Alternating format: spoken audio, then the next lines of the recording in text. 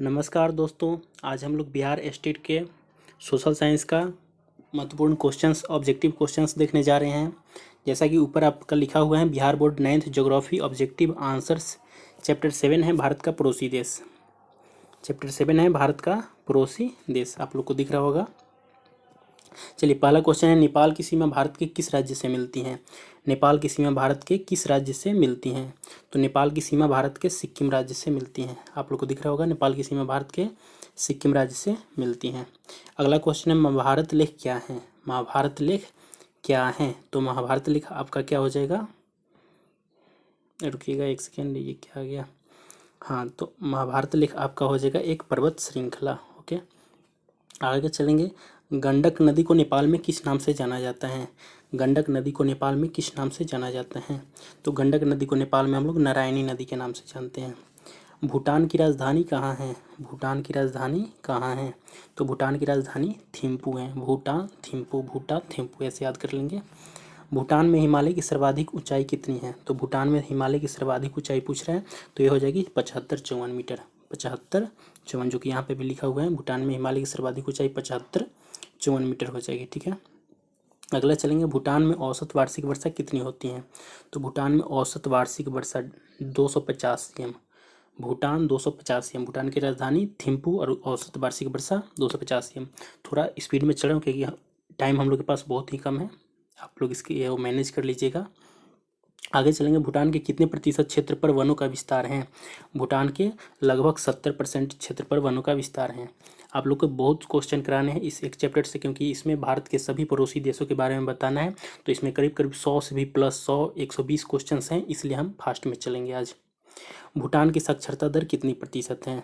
तो भूटान की साक्षरता दर हो जाएगी 42%। और भूटान में वनों का विस्तार कितना हम लोग देखे थे? 70%। बांग्लादेश का पूर्व का नाम क्या था? तो ये तो आप लोग को पता होगा, बांग्लादेश का पूर्व का नाम पूर्वी पाकिस्तान था। भारत के साथ बांग्लादेश की स्थलीय सीमा कितनी लंबी है? तो भारत के साथ बांग्लादेश की आपको पता होगा 4096 किलोमीटर, और नेपाल के साथ आपको पता होगा 1751 किलोमीटर होती है। ठीक है, बांग्लादेश कब स्वतंत्र हुआ था? तो बांग्लादेश 17 दिसंबर 1971 ईस्वी को स्वतंत्र हुआ था। बांग्लादेश 17 दिसंबर 1971 ईस्वी को स्वतंत्र हुआ। इंदिरा गांधी ने स्वतंत्र कराया था। बांग्लादेश एशिया महाद्वीप के किस भाग में है? तो बांग्लादेश आपको पता होगा, मैप देखेंगे तो आपको दिख जाएगा, एशिया महाद्वीप के सबसे निचले भाग में होते हैं। ये इंडिया हो गया, यहाँ पे है, यानी कि एशिया महाद्वीप के सबसे निचले भाग में है, दक्षिणी भाग में। ब्रह्मपुत्र नदी को बांग्लादेश में किस नाम से जाना जाता है? तो ब्रह्मपुत्र नदी को आपको पता होगा जमुना नदी के नाम से जानते हैं।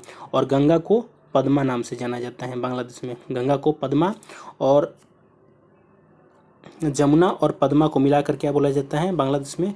मेघना, है ना। तो इसको भी याद रखिएगा लोग। श्रीलंका की आकृति कैसी है? तो श्रीलंका की आकृति आपकी अंडाकार है, आपको दिख रहा होगा, ऐसे होता है, यहाँ पे नीचे होता है, तो श्रीलंका की आकृति अंडाकार। पिदुर तालगाला श्रीलंका की एक प्रमुख स्थलाकृति है, ये क्या है? पिदुर तालगाला, है ना। तो इसको शिखर याद रखिएगा, पिदुर शिखर, पिदुर शिखर, ऐसे पिदुर शिखर है। श्रीलंका की राजधानी क्या है? तो ये तो लगभग आप लोगों को पता होगा, कोलंबो है, लेकिन कहीं कहीं इसका श्रीवर्धने पूरे कोट्टे भी देता है, तो आप लोग देख लीजिएगा, जैसे ऑप्शन होगा कोलंबो या श्रीवर्धने पूरे कोट्टे। भारत से श्रीलंका को कौन अलग करते हैं? तो ये तो पता होगा, पाक जल संधि। श्रीलंका में लोकतंत्र की स्थापना कब हुई? देखिए, श्रीलंका अगर आज़ाद पूछे तो वो 1948 होगा, लेकिन लोकतंत्र की स्थापना पूछे तो 1956, 8 साल, 48 250, हाँ 8 साल बाद हुआ लोकतंत्र की स्थापना। 48 8 56, ऐसे याद रख लीजिए। इंडिया से 1 साल बाद आज़ाद हुआ और 8 साल बाद स्वतंत्र हुआ, लोकतंत्र का स्थापना हुआ। पाकिस्तान का सबसे बड़ा हवाई अड्डा कहाँ है? तो पाकिस्तान का सबसे बड़ा हवाई अड्डा इस्लामाबाद। नेक्स्ट 20 नंबर क्वेश्चन, खेल का सामान बनाने में विश्व प्रसिद्ध कौन सा है? सियालकोट। पहले था, अब उतना नहीं है, लेकिन अभी भी चूंकि हमारा पुराना सिलेबस है, तो खेल का सामान बनाने में विश्व प्रसिद्ध कौन है? सियालकोट। पाकिस्तान की सबसे प्रसिद्ध चोटी तख्त सुलेमान की ऊंचाई क्या है? 3770। तख्त 3770, ऐसे बोलिएगा 3-4 बार, खुद याद हो जाएगा। तख्त 3770, तख्त 3770, तख्त 3770। सिंधु नदी कहाँ बहती है? तो सिंधु नदी आपको पता होगा, ऐसे ऐसे आती हैं और ऐसे बह जाती हैं, है ना, नीचे अरब सागर में गिरती हैं, तो उत्तर से दक्षिण दिशा में अरब सागर में जाकर गिरती हैं। नेपाल की राजधानी कहाँ है? तो ये तो आपको पता होगा, नेपाल की राजधानी काठमांडू में, बहुत ही आसान है। नेपाल का सर्वोच्च, ये भी आपको पता होगा, एवरेस्ट को नेपाल में सागर माथा कहते हैं। पाकिस्तान में औसत कितनी वर्षा होती है? 35। पाकिस्तान 35, पाकिस्तान 35, पाकिस्तान 35, 3 बार बोलिए, एकदम याद हो जाएगा। पाकिस्तान की कितनी प्रतिशत भूमि कृषि योग्य है? पाकिस्तान की 19% भूमि कृषि योग्य है। पाकिस्तान में वर्षा 35 और कितनी प्रतिशत भूमि? 19। और अगर पूछे कि पाकिस्तान की कितनी प्रतिशत जनसंख्या कृषि में संलग्न है, तो कृषि में है 72%। ठीक है, पाकिस्तान की 72% जनसंख्या कृषि में संलग्न है। और कितने भूभाग पर वन फैला है? तो वन बहुत ही कम है, यानी कि 3% भाग पर ही वन है। ठीक है, तो पाकिस्तान का भूमि है 19% कृषि योग्य, लेकिन पाकिस्तान का कृषि में संलग्न संख्या कितना है? 72। 19 चौक 76 से 4 कम, ऐसे याद करिए। 19% भूमि है, 19 चौक 76 से 4 कम 72।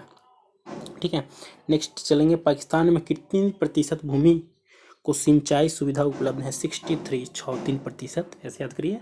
63%। लौह इस्पात का उत्पादन पाकिस्तान में कहाँ होता है? मुल्तान। मुल्तान का सुल्तान, याद रखिए। लौह इस्पात, मुल्तान का सुल्तान। सुल्तान के पास लौह होता है ना, मुकुट लोहे का, तो ऐसे याद रखिए, लौह इस्पात मुल्तान। पाकिस्तान के उत्तर पश्चिम में किस प्रकार की मिट्टी पाई जाती है? उत्तर पश्चिम यानी कि ऊपर साइड में, इधर इधर उत्तर पश्चिम है ना, तो ये पथरीली पाई जाती हैं। निम्नलिखित में कहाँ खनिज तेल का उत्पादन पाकिस्तान में किया जाता है? खैरपुर खनिज, खैरपुर खनिज, खैरपुर खनिज, खैरपुर। निम्नलिखित में किस स्थान में कोयले की खदान पाकिस्तान में नहीं है? किस स्थान में कोयले की खदान पाकिस्तान में नहीं है? यानी कि पाकिस्तान में कोयले की खदान रावलपिंडी में है, मजरावल में है, हैदराबाद में है, चित्राल में नहीं है। जोब घाटी किस खनिज के लिए प्रसिद्ध है? जोब घाटी क्रोमियम के लिए प्रसिद्ध है। जोब क्रोमियम, जोब क्रोमियम, जोब क्रोमियम। जोब घाटी क्रोमियम, जोक होता है ना, जोक, तो जोब घाटी क्रोमियम। निम्नलिखित में से किस स्थान पर पाकिस्तान में गैस आधारित उद्योगों का विकास किया गया है? किस स्थान पर पाकिस्तान में गैस आधारित उद्योग? तो गैस सुई, गैस में स है और सुई स है, गैस सुई। पाकिस्तान में रसायन पदार्थों के बनाने का सबसे बड़ा कारखाना कहाँ है? तो पाकिस्तान में रसायन पदार्थों के बनाने का सबसे बड़ा कारखाना है आपका दाऊद खेल में। रसायन कौन बनाएगा? दाऊद बनाएगा। दाऊद बना के रसायन बहुत ये किया था, है ना, तो ऐसे याद कर लीजिए, पाकिस्तान में रसायन दाऊद खेल। जैकोबाबाद किस कारण से जाना जाता है? जैकोबाबाद, जैकोबाबाद सबसे गर्म क्षेत्र, जैकोबिन क्लब से याद रखिए। जैकोबिन बहुत गर्म था, और उस जैकोबिन क्लब का सबसे मेन कौन था? रॉबस्पियर था ना, रॉबस्पियर जैकोबिन क्लब का। क्रांति पढ़े होंगे लोग। पाकिस्तान का क्षेत्रफल कितना है? पाकिस्तान का क्षेत्रफल 8 लाख वर्ग किलोमीटर। पाकिस्तान का क्षेत्रफल कितना है? 8 लाख वर्ग किलोमीटर। पाकिस्तान का दक्षिण पश्चिमी या पठारी क्षेत्र क्या कहलाते हैं? बलूचिस्तान। दक्षिण पश्चिम पठारी क्षेत्र इधर जो होता है ये पाकिस्तान है, और दक्षिण पश्चिम जो इधर का क्षेत्र है ये क्या कहलाता है? बलूचिस्तान। पाकिस्तान को किस नदी की देन कहा जाता है? पाकिस्तान को किस नदी की देन? सिंधु नदी। कौन पाकिस्तान का बांध नहीं है? पाकिस्तान का बांध इस्लाम है, शक्कर है, बरासाक है, हिंदू नहीं है। तो ये याद रखें कि इस्लाम, शक्कर और बरासाक पाकिस्तान का बांध है। मंगला क्या है? मंगला पाकिस्तान का एक बांध है। मंगला बांध, मंगला बांध, मंगला बांध, ऐसे याद रखिए। पाकिस्तान की भारत के साथ स्थल सीमा रेखा की लंबाई कितनी है? 2912 किलोमीटर। पाकिस्तान की भारत के साथ सीमा रेखा पूछे तो 2912 किलोमीटर। ये लगता है शायद सिर्फ स्थलीय पूछ रहे हैं अगर। हाँ, पाकिस्तान के साथ स्थलीय ही होते हैं। चलिए, तो पाकिस्तान के साथ भारत की सीमा रेखा 2912, लेकिन ये थोड़ा चेंज भी होता है, आप लोग देख लीजिएगा, है ना। यहाँ पे ऑप्शन में 2912 है पुराने सिलेबस के अकॉर्डिंग, तो 2912 ही लगाएंगे। पाकिस्तान की तटीय सीमा की लंबाई कितनी? 1046 किलोमीटर। पाकिस्तान की तटीय सीमा अरब सागर से मिलती है, वो 1046 किलोमीटर लंबी है। 1046 याद करिए, पाकिस्तान की तटीय 1046 पाकिस्तान की तटीय सीमा, और 2912 इंडिया के साथ। पाकिस्तान की राष्ट्रीय भाषा क्या है? तो ये तो आपको पता होगा, राष्ट्रीय भाषा पाकिस्तान की उर्दू है। और पाकिस्तान की जनसंख्या कितनी है? 17 करोड़। अच्छा, एक और बात बताएंगे कि जितने भी हम लोग के बुक में डाटा दिए हुए हैं 9th और 10th क्लास के, वो सारे 2001 के जनसंख्या के अकॉर्डिंग हैं। तो हो सके तो हम सभी लोग 2011 वाला देख लेंगे तो अच्छा रहेगा एग्ज़ाम में जाने से पहले। तो पाकिस्तान की जनसंख्या लगभग कितनी करोड़ है? 17 करोड़। ठीक है। पाकिस्तान में जनघनत्व कितना व्यक्ति प्रति वर्ग किलोमीटर है? 216। पाकिस्तान में जनघनत्व कितना व्यक्ति प्रति वर्ग किलोमीटर है? 216। इस्लामाबाद का अच्छा, आप लोग यहाँ पे कमेंट करिएगा कि पाकिस्तान का तो 216 है, तो इंडिया का कितना है? इंडिया का जनघनत्व कितना है? आप लोग कमेंट करके बताइएगा। इस्लामाबाद का तापमान औसतन जनवरी और जून में कितना डिग्री सेंटीग्रेड चला जाता है? जनवरी और जून में, तो देखिए जनवरी में 2 डिग्री चला जाता है और जून में 40 डिग्री सेंटीग्रेड तक चला जाता है। जनवरी में 2 और जून में 40, ठीक है। पाकिस्तान का सबसे बड़ा हवाई अड्डा कहाँ है? पाकिस्तान का सबसे बड़ा हवाई अड्डा आपको पता होगा इस्लामाबाद में है। कौन नगर खेल के सामानों को बेचने के लिए विश्व प्रसिद्ध है? ये तो पहले भी हम लोग क्वेश्चन कराए थे। ये कौन सा हो जाएगा आपका? सियालकोट। पाकिस्तान की सबसे प्रसिद्ध चोटी तख्त सुलेमान की ऊंचाई कितनी है? तख्त सुलेमान, ये तो पीछे भी मिला हुआ है, 3370 मीटर।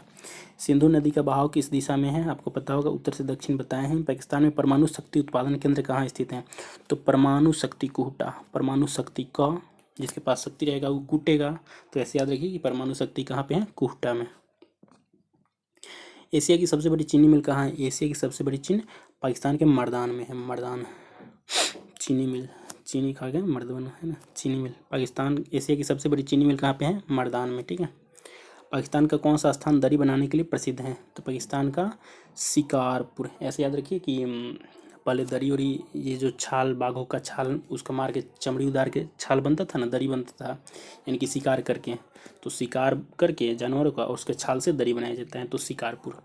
खैरपुर किससे सामान बनाने के लिए प्रसिद्ध है? खैरपुर, खैर भैया चमड़ा, खैरपुर, शिकार दरी और खैर चमड़ा, कैसे रिलेट करें? चलिए खैरपुर चमड़ा याद रख लीजिए। निम्नलिखित में से कौन सा पदार्थ पाकिस्तान के प्रमुख निर्यात में शामिल है? सब चीज़ का निर्यात करते हैं, कपास का भी क्योंकि काली मिट्टी वहाँ पे भी है, सेंधा नमक का भी करते हैं, सूखे फलों का भी करते हैं, बहुत सारे मेवा वहाँ पे ही होते हैं, तो इस कारण से इन सबों का निर्यात करता है पाकिस्तान। निम्नलिखित में कौन पाकिस्तान के प्रमुख आयात की वस्तु नहीं है? देखिए पाकिस्तान आयात करता है मशीनरी का, इस्पात का, रसायन का, जूता का आयात नहीं करता, अपने यहाँ बना लेता है। पाकिस्तान में टेलीफोन बनाने का कारखाना कहाँ स्थापित है? पाकिस्तान में टेलीफोन बनाने का कारखाना हरीशपुर। हेलो हरीश, कहाँ पे हो? तो ऐसे याद रखो, हेलो हरीश, यानी कि टेलीफोन बनाने का कारखाना हरीशपुर। भारत के कितने राज्यों की सीमाएं नेपाल से जुड़ी हैं? तो भारत के 5 राज्यों की सीमाएं नेपाल से जुड़ी है। कौन कौन से राज्य हैं आपको पता होगा? पहले देखिए, गुजरात हो जाएगा, राजस्थान हो जाएगा, पंजाब हो जाएगा और जम्मू कश्मीर हो जाएगा। लेकिन गुजरात, राजस्थान, पंजाब, जम्मू कश्मीर और हिमाचल प्रदेश 5 हो जाएगा। लेकिन अब जम्मू कश्मीर राज्य नहीं रहा, तो अब 4 ही राज्य होंगे, ठीक है ना, और 2 केंद्र शासित प्रदेश हो जाएंगे, जम्मू कश्मीर और लद्दाख। तो अब अगर पूछे तो 4 राज्य हो जाएंगे और 2 केंद्र शासित प्रदेश। ये पहले के डाटा हैं। नेपाल के तराई प्रदेश की औसत ऊंचाई क्या है? नेपाल के तराई प्रदेश की औसत ऊंचाई 300 मीटर है। तराई 300 याद रखिए, नेपाल का तराई में 300 मीटर। नेपाल के तराई प्रदेश की औसत ऊंचाई 300 मीटर। नेपाल में कितनी ऋतु होती है? 4, जैसे कि हम लोग के यहाँ होती है। नेपाल में शरद ऋतु की अवधि क्या होती है? सितंबर से नवंबर। शरद, स से शरद, स से सितंबर से नवंबर। नेपाल की वार्षिक वर्षा का कितना प्रतिशत भाग ग्रीष्म ऋतु में होता है? तो नेपाल की वार्षिक वर्षा का 80% भाग ग्रीष्म ऋतु में होता है। वार्षिक वर्षा जो होती है उसका 80% भाग आपको पता होगा, जो अरब सागर की ओर से आती हैं मानसून, ग्रीष्मकालीन मानसून, उससे होता है 80% वर्षा। काठमांडू घाटी में वार्षिक वर्षा का औसत क्या है? काठमांडू 130, काठमांडू 130 याद रखिए, काठमांडू में 130 सेंटीमीटर। निचले पर्वतीय ढालों पर नेपाल में कौन सी मिट्टी पाई जाती है? निचले पर्वतीय ढालों पर नेपाल में, निचले पर्वतीय ढाल, तो पर्वतीय ढाल जहाँ पे भी होगा वहाँ पे लेटराइट, क्योंकि वहाँ पे, और लेटराइट मिट्टी के बारे में एक और बात याद रखिए कि लेटराइट वहाँ पे मिट्टी पाई जाती है जहाँ पे सबसे ज़्यादा वर्षा होती है ना, 200 सेंटीमीटर से भी ज़्यादा। और यहाँ पे काजू हो गया, मेवा हो गया, काली मिर्च हो गया, लौंग हो गया, इलायची हो गया, इन सबों का खेती बड़े पैमाने पे होता है लेटराइट मिट्टी में। नेपाल के कितने क्षेत्रफल पर वन का विस्तार है? नेपाल के 25% क्षेत्रफल पे वन का विस्तार है। नेपाल 25, नेपाल 25। पतझड़ वन नेपाल में किस ऊंचाई पर मिलते हैं? पतझड़ 1200 मीटर की ऊंचाई पे मिलते हैं, और जैसे जैसे हम लोग ऊपर की ओर जाएंगे आर्द्र वन मिलने लगते हैं। नेपाल के किस भाग में सदाबहार वन पाए जाते हैं? सदाबहार वन तराई में, तराई जहाँ पे तराई रहेगी वहाँ पे हमेशा बाहर आएगा ना, तराई मतलब तरी, यानी कि जहाँ पे हमेशा पानी रहेंगे, है ना, तो सदाबहार वन तराई क्षेत्र में। किसके लिए नेपाल प्रसिद्ध है? नेपाल में रुद्राक्ष भी पाए जाते हैं। वहीं रुद्राक्ष जो शिव जी के गले में होता है, या फिर हम लोग माला भी पहनते हैं, तो रुद्राक्ष नेपाल में पाया जाता है, रुद्राक्ष नेपाल। काठमांडू घाटी में किस प्रकार की खेती की जाती है? तो काठमांडू घाटी बोला तो घाटी में हमेशा सघन खेती होती है, ठीक है ना। नेपाल का सबसे विकसित उद्योग क्या है? पर्यटन। नेपाल में घूमने की बहुत सी जगह हैं, काठमांडू है, वहाँ पे पशुपतिनाथ मंदिर हैं, तो इस कारण से नेपाल में सबसे विकसित उद्योग पर्यटन माना जाता है। निम्नलिखित में नेपाल का राजपथ महेंद्र है। अच्छा, नेपाल के बारे में एक और बात याद रखिए कि नेपाल में लोकतंत्र की बहाली कब हुई थी? 2008 ईस्वी में, ठीक है ना। ये आपका पॉलिटिकल क्वेश्चन है, इसमें बता दिया। ज्ञानेंद्र ने सत्ता छोड़ी थी और लोकतंत्र की बहाली हुई थी। तो नेपाल का राजपथ कौन है? महेंद्र। नेपाल में वायु सेवा कब प्रारंभ हुई थी? 1950 में। नेपाल में वायु सेवा 1950 में प्रारंभ हुई थी। नेपाल का सबसे बड़ा व्यापारिक भागीदार कौन है? नेपाल का सबसे बड़ा व्यापारिक भागीदार आपको पता ही होगा, नॉर्मल है, भारत। नेपाल की जनसंख्या लगभग कितनी है? नेपाल की जनसंख्या लगभग 3 करोड़ के आसपास है। 3 करोड़, नेपाल 3 करोड़। नेपाल के किस भाग में सप्तकोसी नदी बहती है? नेपाल के किस भाग में सप्तकोसी? पूर्वी भाग में। नेपाल के पूर्वी भाग में सप्तकोसी नदी बहती है और वहीं सप्तकोसी नदी इंडिया में इंटर करती है बिहार में, और बिहार में वो कोसी के नाम से जानी जाती है। पोखरा क्या है? पोखरा नेपाल का एक बड़ा सा नगर है। आपको पता होगा नेपाल में राजतंत्र किस वर्ष समाप्त? देखिए आएंगे क्वेश्चन 2008 में। नेपाल का प्रसिद्ध खनिज कौन सा है? नेपाल का प्रसिद्ध खनिज अभ्रक है, जो कि बिहार में भी पाया जाता है, झारखंड में भी पाया जाता है, ठीक है ना। नेपाल का कितना प्रतिशत भूभाग समुद्र तल से काफ़ी ऊंचा है? नेपाल का कितना प्रतिशत भूभाग समुद्र तल से काफ़ी ऊंचा है? 75% भाग। गौरी शंकर शिखर की ऊंचाई कितनी है? गौरी शंकर 7134, गौरी शंकर 7134, गौरी शंकर 7134, गौरी शंकर शिखर 7134 मीटर। निम्नलिखित में कौन सा राज्य नेपाल की सीमा से मिलता है? नेपाल की सीमा से मिलने वाला राज्य सिक्किम। ऐसे है ना, ऐसे ऐसे ऐसे ऐसे ऐसे जाता है, तो ये सिक्किम है और ये नेपाल से मिलता है। और यहाँ पे कौन सी नदी बनाती है? तो यहाँ पे नदी जो नेपाल और सिक्किम के बीच सीमा बनाती है, इसका नाम क्या है? तीस्ता नदी, तीस्ता। नेपाल में प्रसिद्ध महाभारत लेख क्या है? महाभारत लेख आपको पता है क्या है? पर्वत श्रृंखला। ऊपर क्वेश्चन आया था। गंडक नदी को नेपाल में क्या कहा जाता है? नारायणी नदी के नाम से। इसका एक और नाम है, आप लोग देख लीजिएगा। एवरेस्ट नेपाल में किस नाम से प्रसिद्ध है? सागरमाथा। काठमांडू किस नदी के किनारे बसा है? बागमती। काठमांडू बागमती, काठबाग, काठबाग, काठबाग, काठबाग, काठमांडू बागमती। नेपाल किस प्रकार का देश है? तो नेपाल एक प्रकार का पर्वतीय देश है, ठीक है। नेपाल में बहुत सारे पर्वत पाए जाते हैं, आपको पता ही होगा, है ना। बृहद हिमालय के बहुत सारे पर्वत हैं, जिनमें एवरेस्ट भी है, जिसकी ऊंचाई 8848 किलोमीटर है, 8848 मीटर है, सॉरी। हिमालय की किस श्रृंखला को महाभारत लेख कहा जाता है? मध्य हिमालय। ये बहुत इंपॉर्टेंट है, आप लोग ध्यान रखिएगा कि हिमालय की किस श्रृंखला को महाभारत लेख कहा जाता है? मध्य हिमालय को, ठीक है ना। भूटान में अधिकतर वर्षा कब होती है? जून से सितंबर में। बताए थे आपको कि ग्रीष्म मानसून होता है यहाँ पे जून से सितंबर ईस्वी में, जून से सितंबर महीने में। भूटान के किस भाग में झूम की खेती की जाती है? झूम खेती पूर्वी भाग में की जाती है। झूम खेती को अलग अलग जगहों पे अलग अलग नामों से जाना जाता है। इसका बहुत कई सारे नाम होते हैं, आप लोग देख लीजिएगा, ठीक है ना। या फिर मैं एक एथी में वीडियो में करवा दूंगा। झूम खेती को अलग अलग जगहों पे अलग अलग नामों से जाना जाता है। आमो, तोंग, साचू तथा मानस क्या है नदियाँ? आमो, तोंग, साचू, मानस नदियाँ। आमो नदियाँ, तोंग, साचू नदियाँ, मानस नदियाँ। ब्रिटिश सरकार ने किस संधि द्वारा भूटान का भाग लिया था?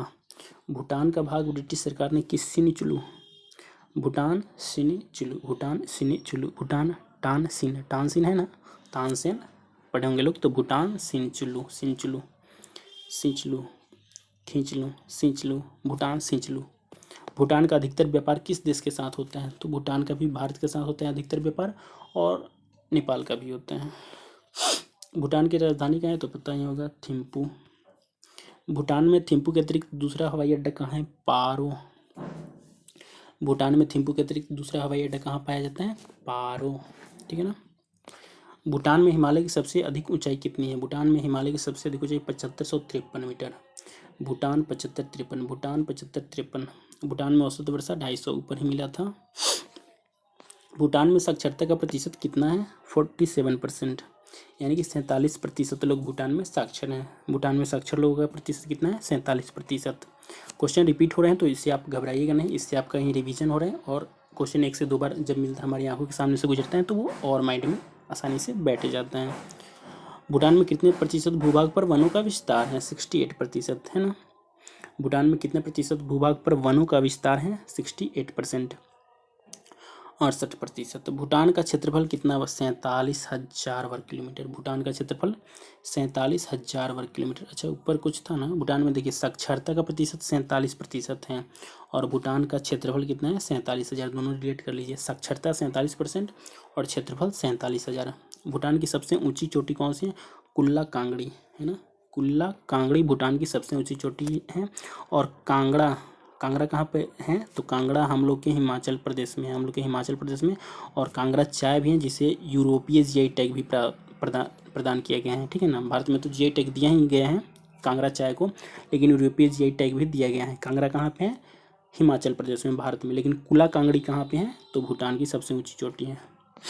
भूटान की सीमा रेखा की लंबाई कितनी है? 1075 किलोमीटर। ये भूटान की सीमा रेखा है, ठीक है ना। भारत के साथ वो भूटान शायद 699 किलोमीटर सीमा रेखा साझा करते हैं, है ना। भूटान की सीमा रेखा के साथ इंडिया 699 किलोमीटर सीमा रेखा साझा करते हैं।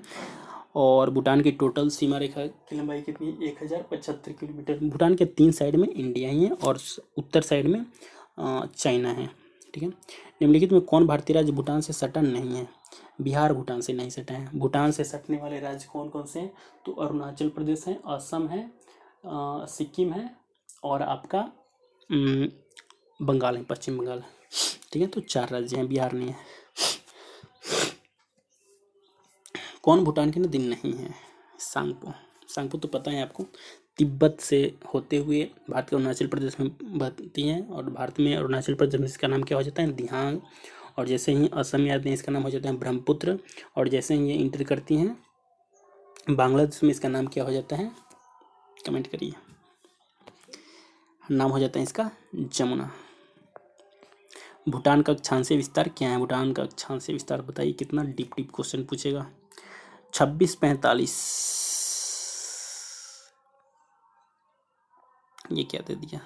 अच्छा देख लीजिएगा, 2645 स्टार्टिंग है, ठीक है ना। भूटान में किस पशु का पालन अधिक होता है? तो भूटान में सबसे ज़्यादा पशुपालन होता है भेड़ का, ताकि वहाँ पे, क्योंकि भूटान में बहुत सर्दी पड़ती है ना, तो भेड़ों का पालन किया जाता है। जैसे कि लद्दाख में होता है।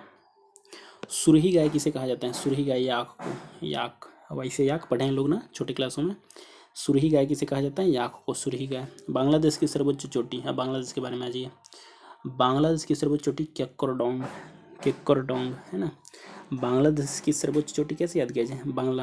बांग्ला केक्करडोंग है ना, क ख ग से बांग्ला, ग गंगला बांग्ला, ऐसे याद रखिए। केक्करडोंग बांग्ला, केक्करडोंग में लास्ट में ग है, यहाँ पे ग है ना, और बांग्ला में भी ग है, तो केक्करडोंग बांग्लादेश। नारंगी की खेती के लिए कौन सा प्रदेश है? सिलहट। असम का सिलहट नारंगी की खेती के लिए प्रसिद्ध है। असम ही ना है। कर्णफुली किस क्षेत्र की प्रमुख नदी है? चटगांव की। कर्णफुली किस क्षेत्र की प्रमुख नदी? कर्णफुली, चटगांव। कर्णफुली किस देश की प्रमुख नदी है? चटगांव। चटगांव कहाँ पे है? पश्चिम बंगाल में। और वहाँ पे गांव में फूली होती है, कर्ण एक प्रकार का फूल पाया जाता है गांव में ही, तो कर्णफुली याद रखिए, चटगांव में। बांग्लादेश को कितने भू आकृतिक प्रदेशों में बांटा गया है? 9। बांग्लादेश को 9 भू आकृतिक प्रदेशों में बांटा गया, क्योंकि बहुत सारे द्वीपों से मिलकर बना हुआ है। द्वीप कहिए या फिर डेल्टा कहिए, है ना। बांग्लादेश में सर्वाधिक वर्षा कहाँ पे होती है? लाल लाल खेल। बांग्लादेश में सर्वाधिक वर्षा कहाँ पे होती है? लाल लाल खेल में। बांग्लादेश में सर्वाधिक वर्षा लाल लाल खेल, ठीक है। वर्षा में लाला खेलते हैं, तो ऐसे याद रखिए। लाला यानी कि छोटे बच्चे खेलते हैं लाला खेल। बांग्लादेश के कितने भूभाग पर वनों का विस्तार है? 7%। बांग्लादेश के मात्र 7% भूभाग पर वनों का विस्तार है। अच्छा देखिए, मैं आप लोग को ट्रिक से के साथ जो याद हो जाने लायक है उसको याद करवा दे रहा हूँ, है ना। तो आप लोग को कैसा लग रहा है ये पढ़ाने का मेथड, थोड़ा सा बताइएगा कमेंट करके। बांग्लादेश की कितनी जनसंख्या कृषि कार्यों में लगी हुई है? तो बांग्लादेश की 80% जनसंख्या कृषि कार्य में लगी है। देखिए 80% जनसंख्या कृषि कार्यों में लगी है, ठीक है ना। और अभी ऊपर हम लोग क्या देखे थे कि बांग्लादेश में कितने भूभाग पर वनों का विस्तार है? 7% है, लेकिन 80% जनसंख्या कृषि कार्य में लगी है। और 80% जनसंख्या कितने परसेंट भूभाग पे कृषि करती है? तो 63% भूभाग पे। बांग्लादेश में 80% जनसंख्या कृषि करती हैं, कितने प्रतिशत भूभाग पे? तो 63% भूभाग पे, 63-80 है ना। चावल की कितनी फसल बांग्लादेश में उगाई जाती है? 3 प्रकार की फसल उगाई जाती है, 3 प्रकार की। और बांग्लादेश को कितने प्रतिशत भूभाग में बांटा गया है? 9 भूभाग में बांटा गया है। मेमन सिंह किस फसल के उत्पादन में अग्रणी है? मेमन सिंह, वाह नाम तो बहुत बढ़िया। मेमन सिंह जूट के उत्पादन में अग्रणी है। मेमन सिंह, ऐसे याद रखिए कि मेमना होते हैं, मेमना के शरीर से बाल निकालते हैं, तो बाल की जगह जूट याद रखिए, ठीक है ना। बांग्लादेश में तेल शोधन कारखाना कहाँ स्थापित है? चटगांव। चटगांव, चट चट, जब तेल निकाला जाता है तो चट चट करता है ना, तो तेल शोधन कारखाना कहाँ पे है? चटगांव में।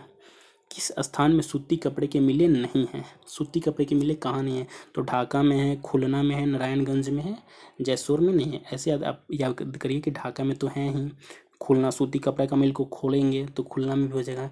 नारायण भगवान को भी सूती कपड़ा चढ़ाया जाता है, तो ये ढाका हो गया, खुलना हो गया, नारायणगंज हो गया, जैसोर नहीं होगा, ठीक है ना। भूटान में किस धर्म की प्रधानता है? तो भूटान हो जाए, चाहे चीन हो जाए, चाहे श्रीलंका हो जाए, वहाँ पे हमेशा बौद्ध धर्म की प्रधानता है, ठीक है ना।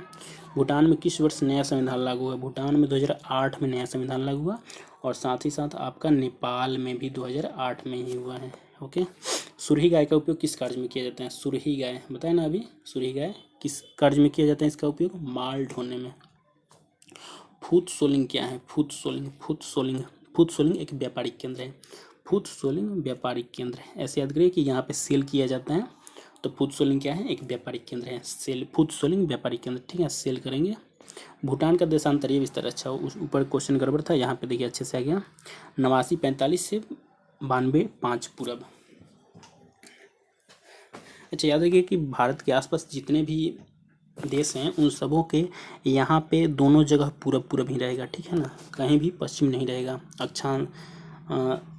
अक्षांश से देशांतरीय बोले तो, और जब भी ये बोले क्या अक्षांशीय बोले तो वो उसमें हमेशा उत्तर रहेगा, नीचे भी उत्तर रहेगा, ऊपर भी उत्तर रहेगा, ठीक है ना। आगे आएगा क्वेश्चन बता देंगे। तो देशांतरीय विस्तार हम लोग देखेंगे कितना है, तो 89-45 से 92-5, 89 1 90 और 2 92, यानी कि बस 3 का फर्क है, ऐसे याद रखिए। भूटान में 3 अक्षर हैं तो 3 का फर्क है, 89 से 92 है ना। भूटान के उत्तर में तो आपको बताए ही हैं, उत्तर में चीन है और चारों ओर से इंडिया से घिरा हुआ है। भूटान की नगरीय जनसंख्या कितनी है? मात्र 11% है नगरीय जनसंख्या भूटान की। भूटान की नगरीय जनसंख्या मात्र 11% है, ठीक है। भूटान की जनसंख्या कितनी है? 7 लाख। भूटान की नगरीय जनसंख्या 11% है और भूटान की जनसंख्या है 7 लाख। भूटान के दक्षिणी भाग में स्थित मैदान को किस नाम से जाना जाता है? द्वार प्रदेश मैदान। भूटान के दक्षिणी भाग में जो मैदान है इंडिया की तरफ जो खुलता है उसको द्वार प्रदेश मैदान के नाम से जानते हैं। पारो भूटान की किस दिशा में स्थित है? तो पारो दक्षिणी दिशा में स्थित है। पारो पश्चिम दिशा में स्थित है।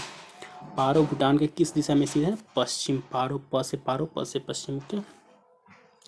आगे चलेंगे। भूटान के सुदूर उत्तरी भाग में किस प्रकार की जलवायु पाई जाती है? सुदूर उत्तरी भाग में आर्कटिक प्रकार की जलवायु पाई जाती है। उत्तरी भाग में बहुत ठंडी पड़ती है तो आर्कटिक में भी बर्फ जमा रहते हैं, तो वैसे रिलेट कर लीजिए। भूटान में कितनी ऋतुएं होती हैं? 2। नेपाल में कितनी होती हैं? 4। इंडिया में कितनी होती हैं? 4। भूटान में कितनी होती हैं? 2, ठीक है। 133 नंबर क्वेश्चन। वाह, कितने क्वेश्चन के लिए हम लोग इतने जल्दी।